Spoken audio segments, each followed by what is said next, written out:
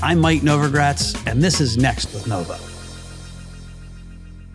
Today we're starting with Alex Duran, not related to Roberto Duran or Duran, but Alex Duran, who actually works at Galaxy Gives, our philanthropy organization. And he's got a pretty fantastic story, a story of really second chances. And, you know, criminal justice is a big part of our work here in my life. And there's no better example that I've met to date than Alex. And so, Alex, thanks for being on the show. Thank you for having me, Mike, and congratulations on launching the podcast. Thank you. It's an honor to be here. Hey, so why don't you just start by giving us your story? So I was raised in the University Heights section of the Bronx. I was born there in the 80s era, Reaganomics. And, you know, my neighborhood was systematically disinvested in. So my parents immigrated from the Dominican Republic to the United States in 1980. And I was born actually in Washington Heights and moved as a toddler to the Bronx. And, you know, my parents sent me to school thinking that America was the promised land. And I remember early on in one of our dinner conversations that my father told my older sister, hey, close your mouth. Don't they teach you any education in school? Like his frame of mind was like of a boarding school that slapped you with a ruler and told you, you know, how to behave. You know, all the things that I was learning in public school system was kind of contrary to that. So, you know, one of the things I've learned to think about and try to talk about or experience is this idea of proximity. Brian Stevenson always says you don't really understand a neighborhood unless you have proximity. And so, you know, a lot of people have no idea what the Bronx is like or the Bronx back then is like. So try to give us a little proximity, you know, a metaphoric journey to some proximity. Like how tough is a tough neighborhood? Like explain like what was growing up like. Yeah, I mean, one thing that I want to emphasize is most of the people in my neighborhood were working class folks. The majority of them were trying to, you know, work a 9-to-5 jobs, and they were struggling. They were just trying to get by and trying to put food on the table for their family. You know, in the neighborhood that I grew up, yes, I had to sidestep crack vials in the morning and watch out for gunshots at night. But there was also a lot of love and a lot of community carry. And that neighborhood shaped me into the person that I am today.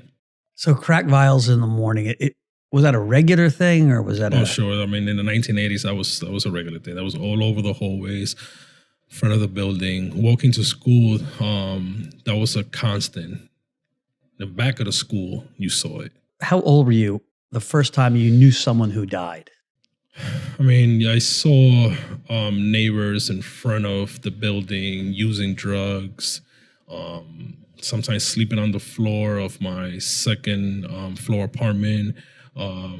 Like they were all around my building, drug addicts, and like you would just hear that someone, you know, had passed away or disappear into the prison system. Those were, you know, two of the things that the elders used to say, like, you know, drugs will only lead to prison or death. And when you were middle school, you're 13, 14 years old, were you still going to school? Yeah, absolutely. I mean, I dropped out of high school when I was a sophomore, but I was still going to school. I was still, you know, I wasn't a great student, but I remember that, you know, the teacher putting her leg up in the desk and just like giving up on us. And that was something that you probably didn't see in your school, Mike, where the teachers were more competent and caring and actually took a real compassionate sense of duty to the job. All right. And so you drop out of school, you're a sophomore, you're 15 years old, and you dropped out because you were just enough or just didn't care, running with the wrong crowd. How does a 15-year-old drop out of school? It was some of that, but I thought that I had a better life in stocking groceries at the local supermarket. That was my first job. I was coming out of high school. I had a job from 3 to 9, 3 o'clock in the afternoon and 9 o'clock at night. And I had some money in my pocket, and that felt good. I felt that my choices were better in just working than going to school. And your mom and dad, they were happy that you were working? my dad sort of took the tack that, it's better for you to, if you're not going to go to school, you better work. My mom wanted me to complete high school, but I don't think she understood all the challenges that I was going through in school. How did you get yourself in trouble? So even though I was working legitimately in the supermarket, I was still hanging out with guys from my block in my neighborhood, and we ran as a crew. And one day I was involved in a shootout in the Bronx, where someone unfortunately lost their lives, and it was me and my co-defendant who got arrested for it, even though I wasn't the shooter that pulled the trigger that killed Dennis Hernandez on that day. I was there. I knew something was going to happen. I didn't think my co-defendant was going to kill Mr. Hernandez, but New York's laws say that if you're acting in concert with someone, you're just as guilty as them. So felony murder laws. Yeah. Do those laws still exist in New York? They do. They're acting in concert for sure. But I was also living the street culture where like snitching wasn't an option. The prosecutor did offer me 3.5 years to testify against my co-defendant, and I turned that down. So you turned down 3.5 years and you end up getting? I copped out, took a plea of 14 years in prison. So what goes to you were 17? I was 20 actually. Oh, 20 at the time. Yeah. So what goes to a 20-year-old's head to say, I'll take 14 years versus 3.5 to protect your buddy that was actually going to go to jail anyways? Yeah, Mikey. I mean, one thing you got to understand when you're sort of steeped into that culture of the streets, and plus I had 29 months in Rikers Island waiting for my case to be adjudicated.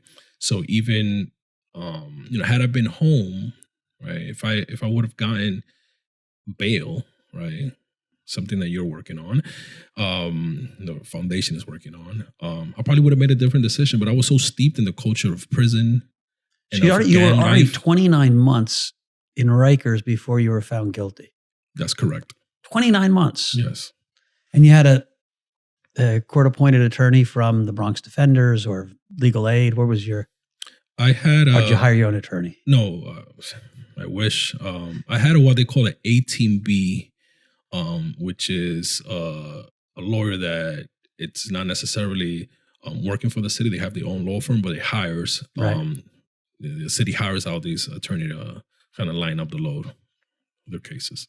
29 months at Rikers, even before you were found guilty. That's crazy. Talk about Rikers a little bit. Rikers is a dog-eat-dog world. Getting into a lot of fights for the phone, for the food, having a lot of trouble with the guards. There's really nothing to do there. It's a place where there's no opportunity for rehabilitation.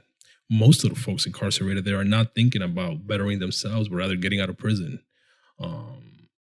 The sort of miasma of Rikers Island is such that it's an environment that breeds violence, and nothing productive comes out of it. It was interesting. We went and visited last year, and I talked to a bunch of guys. One guy was giant, big, beautiful guy. He'd been an all-star football player, and then he went on a scholarship and he got hurt and got into trouble. But he was probably 6'8", 250 of muscle. And I said, well, it's good to be bigger. He said, no. Everyone wants to take the big guy out. And I was like, even 2019? He was like, oh, yeah. All the guys had that fight or flight sense to them that I met. I mean, I only met 10 people probably. So by no means was it exhaustive. And so that was your experience. Yeah, it's an environment that is really meant to break you and deteriorate you mentally. When I was in Rikers Island, our country was going to war with Iraq. And I kept on thinking, 20 years old, my life seemingly was over. And I just hoped that I had the opportunity to go to war and like die for a cause that was better than the one I was losing my life for. That's what I was thinking. I was in solitary confinement. I used to wake up and I was like, damn, I wish I will get sent to Iraq right now. So you had solitary at Rikers. Yeah. That was your first time. Yeah, the Central Punitive Segregation Unit. And that was because you punched someone? Like, how did you get solitary? My first time I went to solitary confinement was for 90 days for a fight over the phone. There was slot times, half an hour calls, 21 minutes for one call and then 6 minutes. And actually, no, total 21 minutes, 15-minute call, and then a 6-minute call. And my son's mother at the time, I had when I got arrested, my son was 5 months old. She used to work at a Dwayne Reed pharmacy and used to come out of work late at night. So I used to have to call her like around 9 o'clock at night. And those who got on the phone around that time had to be the toughest, because as the later it got to like locking in, the harder it was for someone to get on the phone. That was sort of the culture of Rikers Island. You're found guilty. You're sent up to where? Well, you first go to the Reception and Classification Center, which is in downstate. It's called Downstate Correctional Facility in Fishkill, New York. And then from there, you get shipped to different facilities. I went to Sing Sing first, lasted a couple of months there, and then up to 5 Points Correctional Facility in Central New York. And so, I have this idea, and I think there's a kind of a nationwide movement on this criminal justice reform. And the thought is, we've got this really punitive, degrading system, and that makes absolutely no sense. Most people come out worse than they went in. Less a chance to be a tax-paying citizen, less a chance to be a loving father. You somehow came out the other end, healed, smarter, more intuitive, this beautiful human being. And so what happened? How did that happen? Well, part of it was, deep introspection and kind of in spite of that, like very violent environment, kind of going on a journey to try to like figure out like, how did I end up here? I did a lot of reading. I started off, I'm not religious, but I started off reading the Bible a lot. And reading a lot of books, kind of went on an autodidactic journey and to try to understand myself a little bit better. But I think the turning point for me was getting into the Bard College Prison Initiative program, and getting a high quality liberal arts education while still in prison, and that really made all the difference to me. College and prison programs were decimated because of the 1994 crime bill all across the country. But college and prison programs help people to, not only sort of understand yourself a little better. When you're reading like Plato and Socrates and all of these philosophers, it teaches you a lot about life. Yeah, for those that don't know, Pell Grants, loans and grants for prisoners to take college were canceled. Which makes absolutely no sense. We've been trying to fight to get those back. I tell you one little vignette. I visited the Bard Prison program, Bard Prison Initiative at Fishkill up in New York. And of anything I've seen in the world in the last 4 years, it was the most transformative. I sat for 2 hours with probably 8 to 10, I'd say 25 to 40-year-old men who had thrown themselves into this program and to their studying and the scholarship. And if I'd closed my eyes, I would have been like, this could be at Oxford in their PhD program. The level of scholarship was so intense and so high. And I was thinking when I went there, I was like, it'll probably be some crappy male in college. And I was like, dude, these guys would compete at Harvard, Princeton, Yale, anywhere they went. And for me, it was that moment of, you say you believe in second chances, but I was like, whoa. Second chances. These guys have had a second chance gave themselves a second chance and have come out the other end completely transformed. And then you look, the Bard Prison Initiative has like a 1% recidivism rate. Right? It works. And Absolutely. So what's special about that? Is it, talk about Bard for a second and how, because it wasn't just you that came out. I mean, 99% people going through it come out, get a job, lead a productive life. What do they do different than everyone else? I think, being equipped with the, some tools to sort of communicate your ideas, the ability to write well, the ability to develop your critical thinking skills. I used to, when I started Bard, I remember I used to say a lot, the system did this to you, the system. And I remember sitting with one of my professor, and he was like, define that for me. What do you mean by that? Right. And I had to unpack a lot of things, right? And it gave me a language to sort of talk about how did I end up where I'm in now, and from the neighborhood that I grew up in to a prison in New York State, and like that through line is that Bard allowed me to sort of investigate and like think deeply how I ended up in the place that I was in. So one of my thoughts is that everyone who goes into prison is traumatized. They're traumatized in their youth. They're traumatized in the act of committing a crime. I mean, listen, everyone in the world is traumatized, but people go in prison are especially traumatized. And so you're dealing with a whole community of people that are going through trauma, that have had experienced deep trauma and are continuing to experience trauma in prison.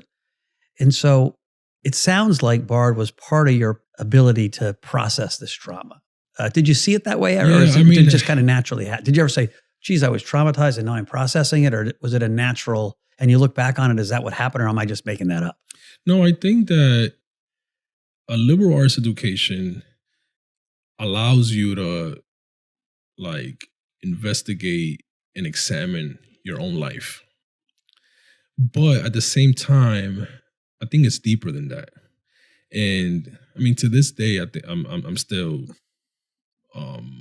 not quite sure the entirety of that experience and how it has impacted me. A colleague of ours said recently to me, you was sexually abused for 12 years that you was in prison. And I was like, what? What are you talking about? And she said, yeah, what did you have to do every time you came off the visit? And I had to pause for a second because she's right. Every time I can't, go see my family in the visiting room and I go back into the prison, I had to strip and bend over and spread my butt cheeks and show the guard, right? And that is, the first time I did that, I was like devastated. I felt like violated. But over a period of time, that becomes normal, and it's not. So it's difficult to really understand like all of the impact that has on a person's life. Yeah, it was interesting when we visited prisons in Germany about 2 years ago and in Norway, and they have their own bathrooms in the prison cells. Like they've got a right to privacy. The punishment happens when you lose your liberty, and after that, the whole system is set up to try to rehabilitate, have that citizen return as a productive member of society. And so you don't lose your right to privacy. You don't lose your right to vote. You lose your right to dignity. Quite frankly, it's the exact opposite. Yeah. And that's the one thing I've noticed, not that I'm an expert at U.S. prisons or jails. It all feels like it's meant to strip you of your dignity. Absolutely. Yeah. Shitting in an open toilet in lots of places, or, strip searches. From a purely business perspective, Mike, if you're looking at how much recall the prison is doing, right? If the human beings were product, right? I will argue that the prison system treats one as if they are, but over 2/3 of people are being recalled back into that, so you're putting out broken human beings every single year, and you're not rehabilitating them. I think that we should, do away with a system like that. Any business would have been already gone bankrupt. But no, we keep pumping more money into that system. All right, so let's look forward a little bit. You made it out. You were well educated. You found some peace in understanding who you were. Talk about life post. You walked out the door when? So I came home 3 weeks after the 2016 election, stepping into an interesting world. So 4 years ago. 4 years ago, yeah. The dwindling sort of days of the Obama administration. But I had an interesting exchange before I left prison, and that was with the president of the Ford Foundation, Darren Walker. And this is where being proximate is really key, because he came in there to have a conversation with me and some of my peers about how the Bar College Prison Initiative was going, which they were funding. And one thing that I hope they keep funding it. One thing that I emphasized to him was that, we're getting this great liberal arts degree from Bard, but it's not a panacea. We're still going to face many hurdles upon release. And I asked him, will you hire formerly incarcerated people at your foundation? And he did just that. And I think that conversation is what led me to be sitting next to you now, Mike. Interesting. So you got a job. You got a wife. I do. You got a house. Recently married. I bought a condo in Stamford, Connecticut. I work for Galaxy Gives as a program officer, managing its criminal justice portfolio. Doing the work of preventing, someone from my neighborhood to, go into prison just like I did. That's the kind of work I'm doing now. So let's think forward. Let's think bigger. You're 35 years old. You've got a good 45 years ahead of you. Productive years. You got a big IQ. You've learned a ton. You've got a story and a narrative that gives you power. It might not think it, but it does, because anyone overcomes what you've overcome and come out the other side as power. What are you going to be when you grow up? I ask everyone that question, by the way. Yeah, I mean, if I could leave this world and haven't made an impact on dismantling the carceral state and reducing the number of people in our prison system, and just having a little bit of impact on that, I love your analogy of redirecting energy. If we could redirect our energy towards that, and lessering human suffering, and again, like preventing a kid who had the curiosity and the potential to do something great with his life, rather than going into the streets like I went to. So let me ask you a question. I've met a ton of people that are returning citizens that all come back to work in the criminal justice reform space. From Desmond Meade, who I love, to tons of them. And one reason has been other doors aren't opened. It's like this is one of the few places that people can get a job. How do we change that mindset? Now, part of this is it's a mission. You got a mission from God, as the Blues Brothers would say, right? You lived it and you were like, okay, if I can help, that will give my life purpose. And so that's very noble. But is it also because you didn't think you were allowed to think outside of that space? Like, you could be a CEO or you've got all the talents to do anything you want to do. Do you think there's something endemic that we need to change to give people that come out an open-mindedness that they can work and it doesn't have to be in the criminal justice space? Yeah, I mean, part of it is preparing people for that. I wouldn't say that's only with people that have gone to prison. There's a lot of people that never been to prison that are struggling, that can't get a job in certain industries. It has to do with our public education system, but certainly has to do with communities being targeted and criminalized. So I think there's a few systems of oppression that we got to look at. But our criminal justice system for sure doesn't prepare you for a job other than, maybe manual labor. So that's something that we definitely need to look at. Are you optimistic? I am. I have to be. My son, who is 15 years old now, and wants to play in the NBA one day. I have to think that I'm going to leave in a better world than the one that I was confronted with. How many books did you read when you were inside? Wow. Roughly. Not quite sure I could put a number. Was that, but it was probably was that one weird silver lining that you had all the time in the world so you could read so much? Because I tell you, very few people read hundreds of books. I really think reading saved my life. Going back to that first time I landed in solitary confinement, I was next to this Italian guy who had a whole bunch of mafia books and left them to me when he left what we call the box, solitary confinement. I remember one of the first books I read was The Murder Machine, and it was just what you're supposed to read. Finding myself in characters that lived wildly different lives from me or some similar, I kind of pulled through in those dark days. What was the most impactful book you read in your life? If you had to give one book to your 15-year-old son when he's 25, what's the book? Wow. I would say Ralph Ellison's The Invisible Man. I think it's a perfect novel. If there was ever a perfect novel, it was that. Like every sentence, every paragraph, it was just beautifully constructed. And it actually took me some time to get. The first time I tried to read it, I couldn't get into it. Interesting. But when the second time I read, I was embarred, and I was just flummoxed by the beauty of Ralph Ellison's prose and like how much I saw myself in his main character.